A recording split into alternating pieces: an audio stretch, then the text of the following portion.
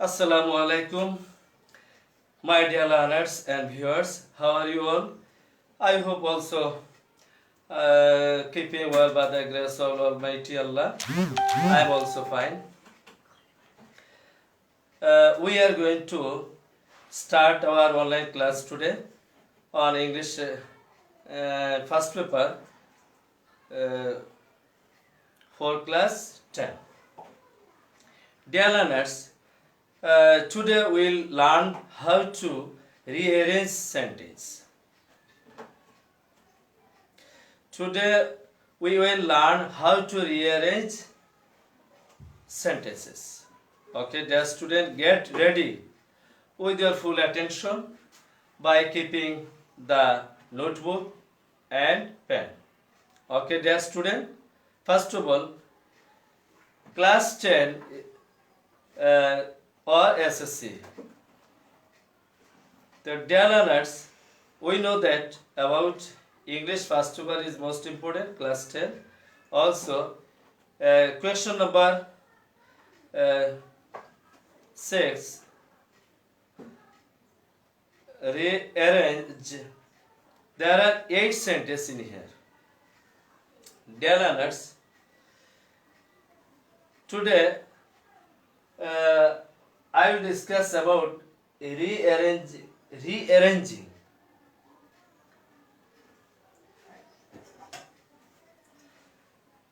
Dear student, look at the board. First,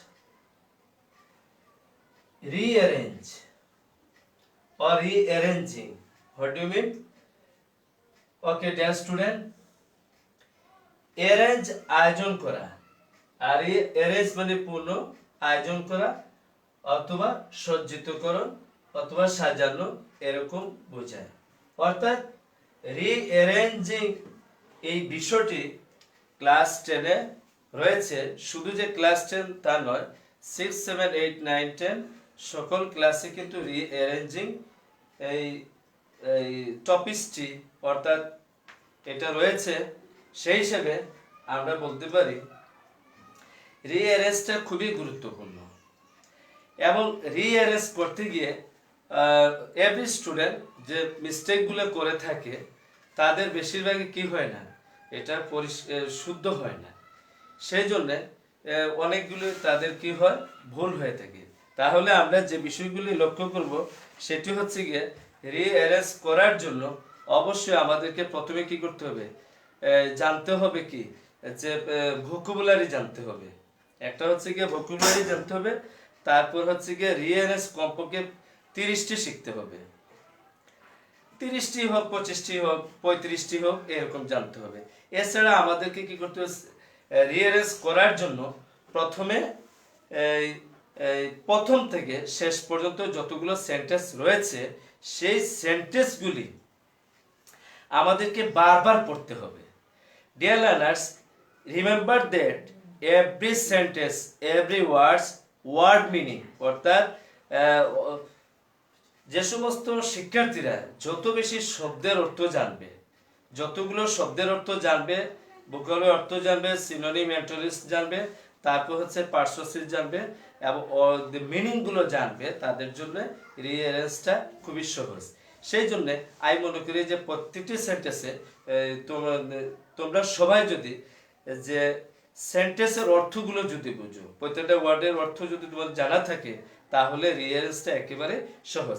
এছাড়া এটা অর্থ এবং ঘটনার ধারাবাহিকতা অনুসারে আমাদেরকে কি করতে হবে, রিঅ্যারেঞ্জ করতে হবে এবং প্রথমে আমাদেরকে বুঝতে হবে, তারপর আমাদেরকে খুঁজতে হবে।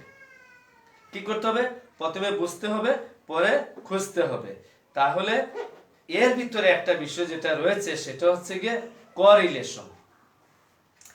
একটা বিষয় হচ্ছে গিয়ে কোরিলেশন, কিছু ওয়ার্ড রয়েছে সেগুলো সম্পর্কে আমাদেরকে জানতে হবে এবং এটা ধারাবাহিকভাবে কিন্তু আমরা রিঅ্যারেঞ্জটা আমরা করতে পারি। তাহলে আমাদেরকে কি মনে রাখতে হবে, প্রথমে মনে রাখতে হবে কোরিলেশন, তারপর হচ্ছে ভোকাবুলারি। হ্যাঁ, ভোকাবুলারি দ্যাট মিন্স যে শব্দের অর্থ। তারপর হচ্ছে গিয়ে যেটা যে আমরা যে কোরিলেশন, ভোকাবুলারি এবং তারপরে হচ্ছে গিয়ে প্র্যাকটিস প্র্যাকটিস প্র্যাকটিস, অর্থাৎ practice makes a man perfect. কারণ হচ্ছে গিয়ে তোমরা যত বেশি অনুশীলন করবে, যেমন সাপোজ এসএসসি 2015 সাল থেকে শুরু করে এসএসসি 2020 সাল পর্যন্ত বাংলাদেশের যতগুলো শিক্ষা বোর্ড রয়েছে সকল শিক্ষা বোর্ডের অর্থাৎ বোর্ড কোয়েশনে যে রিয়ারেন্সগুলো পরীক্ষায় এসেছিল সেইগুলো তোমাদেরকে কি করতে হবে, প্র্যাকটিস করতে হবে। তাহলে আজকের এই রিঅ্যারেঞ্জিং সেন্টেন্স করতে গিয়ে আমাদেরকে যে সকল বিষয় বুঝতে হবে সেগুলো হচ্ছে গিয়ে যে প্রথমে কর রিলেশনগুলো আমাদেরকে যা বুঝতে হবে, তারপর হচ্ছে ভোকাবুলারি অর্থাৎ শব্দের অর্থ জানতে হবে, তারপর হচ্ছে গিয়ে কি প্র্যাকটিস প্র্যাকটিস প্র্যাকটিস। প্রায় যদি 25-30টি যদি তোমরা প্র্যাকটিস করে ফেলো তাহলে কোনো সমস্যা নেই। এছাড়া এই রিঅ্যারেঞ্জগুলো 3 ধরনের আসতে পারে। তো 3 ধরনের কি কি যে রিঅ্যারেঞ্জটা 3 ধরনের নিয়মে আসতে পারে। যেমন my dear learners, look at the board. এখানে দেখো রিঅ্যারেঞ্জ পরীক্ষা 3 ধরনের আসতে পারে। যেমন হচ্ছে গিয়ে যত মহৎ ব্যক্তিদের জীবনী সম্পর্কে, মহৎ ব্যক্তিদের জীবনী সম্পর্কে, অর্থাৎ যেমন biographical rearrangement of sentence. Next হচ্ছে গিয়ে শিক্ষণীয় স্টোরি বা গল্প কেন্দ্রিক, অর্থাৎ কিছু কিছু গল্প রয়েছে যা আমরা অনেক কিছু শিখতে পারি। সবচেয়ে বড় কথা হচ্ছে গিয়ে যে এই যে পরীক্ষায় ইংলিশ ফার্স্ট পেপারে যেমন হচ্ছে গিয়ে স্টোরি রাইটিং, অর্থাৎ স্টোরি কমপ্লিটিং স্টোরি বা স্টোরি রাইটিং, তারপর হচ্ছে রিঅ্যারেঞ্জ, তারপর টেবিল ম্যাচিং, এর অনেকগুলো আছে। আর এগুলো কি হয় যে বিভিন্ন মহৎ ব্যক্তিদের জীবন কাহিনী, তাদের কর্ম পেশা এবং তাদের শৈশব জন্ম মৃত্যু এবং অবদান, এই সকল বিষয় নিয়ে কোনো না কোনোভাবে একটা আইটেমে চলে আসে। সেটা হচ্ছে কি যেমন রিঅ্যারেঞ্জের বিষয়গুলি চলে যেতে, রিঅ্যারেঞ্জ তুমি শিখেছো কিন্তু এটা দেখতে পাবো যে ম্যাচিংয়ে আছে, আবার রিঅ্যারেঞ্জ শিখেছো দেখা যাচ্ছে কি ওই স্টোরিতে আছে, আবার স্টোরিটা আবার কি হয়েছে রিঅ্যারেঞ্জে চলে এসেছে। সেই জন্য আমরা যদি 25 থেকে 30টি যদি গল্প এই যে আমরা বোর্ডের এবং ভালো ভালো স্কুলের প্রশ্নগুলো যদি আমরা প্র্যাকটিস করি, গল্পগুলো যদি ভালো করে জানি, অর্থাৎ প্রায় 30-35টি মানে গল্প যদি আমরা জানি যে গল্পটা প্রথমে এই পরে এইটা, প্রথমে এটা পরে এটা পরে এটা, এইভাবে ধারাবাহিকভাবে যদি আমরা ঘটনা এবং তার তথ্য এবং তার যে ধারাবাহিকতা যদি আমরা বুঝি তাহলে কোনো সমস্যা নেই। অর্থাৎ প্রথম থেকে বুঝতে হবে, খুঁজতে হবে, তারপর হচ্ছে গিয়ে অর্থ জানতে হবে এবং ঘটনাও জানতে হবে, সেটা ধারাবাহিকতা অনুসারে আমাদেরকে রিয়ারেঞ্জ করতে হবে। সেটা হচ্ছে গিয়ে 3 ধরনের। একটা হচ্ছে গিয়ে শিক্ষণীয় স্টোরি বা মহৎ ব্যক্তিদের জীবনী, আরেকটা হচ্ছে শিক্ষণীয় স্টোরি বা গল্প কেন্দ্রিক, তারপর হচ্ছে বিশেষ কোনো ঘটনা বা বিষয়। তাহলে today we learn about the something technique. First one, যে মহৎ ব্যক্তিদের জীবনী সম্পর্কিত কোনো রিয়ারেঞ্জ যদি পরীক্ষা আসে তাহলে আমাদেরকে এই ধারাবাহিকতা অনুসারে আমরা চিন্তা ভাবনা করতে পারি। যেমন হচ্ছে গিয়ে প্রথমে নেই যে মহৎ ব্যক্তিদের জীবনী সম্পর্কিত যদি কোনো পাঠ, যেমন হচ্ছে গিয়ে রবীন্দ্রনাথ ঠাকুর, কাজী নজরুল ইসলাম, একে ফজলুল হক, অ্যারিস্টটল, তারপর হচ্ছে গিয়ে আলেকজান্ডার ফ্লেমিং, এভাবে বেঙ্গরকে শাখাদ হোসেন, জীবনানন্দ দাশ, হ্যাঁ, তারপর হচ্ছে বঙ্গবন্ধু শেখ মুজিবুর রহমান, এরকম কাহিনী। তারপর রবীন্দ্রনাথ ঠাকুর। এছাড়া রয়েছে আর একটা বিষয়, সেটা হচ্ছে যেমন আকবর, জালালউদ্দিন মোহাম্মদ আকবর, হুমায়ুন, তারপর বাইজিদ বুস্তামি, এরকম অনেকগুলি আমাদের এই মহৎ ব্যক্তিদের জীবনী সম্পর্কিত পাঠ রয়েছে। তাহলে এই ধরনের ক্ষেত্রে কিন্তু আমরা প্রথমে কি রিঅ্যারেঞ্জের ক্ষেত্রে কিন্তু প্রথমেই নিয়ে আসতে হবে আমাদেরকে নেই। অর্থাৎ পরীক্ষায় মাই ডিয়ার স্টুডেন্টস ক্লাস 10 তোমরা লক্ষ্য করবে যে এখানে 8টি সেন্টেন্স পরীক্ষা আসে, এলোমেলো এ বি সি ডি এইভাবে আসে। আবার হচ্ছে গিয়ে যে রোমান সংখ্যায় আসে, যে রোমান সংখ্যা 1 2 3 4 5 8 6 7 8 পর্যন্ত এরকম আসে। আবার হচ্ছে গিয়ে এ বি সি ডি দিয়েও আসে। 8টি সেন্টেন্স, 8 নম্বর রয়েছে এখানে।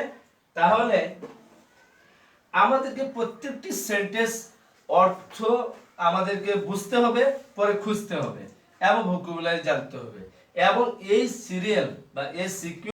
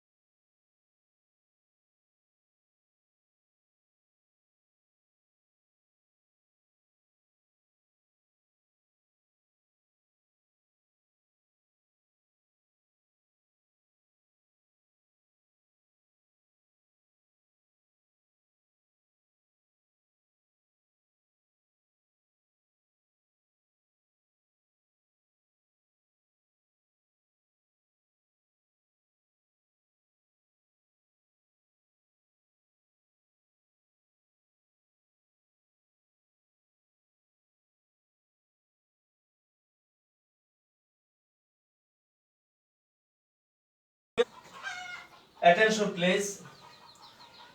এখানে কিন্তু আমরা ক্লাস 10 এর রিঅ্যারেঞ্জ একটি নিয়ে আলোচনা করছি, সেটা হচ্ছে গিয়ে যে আকবর দ্য গ্রেট।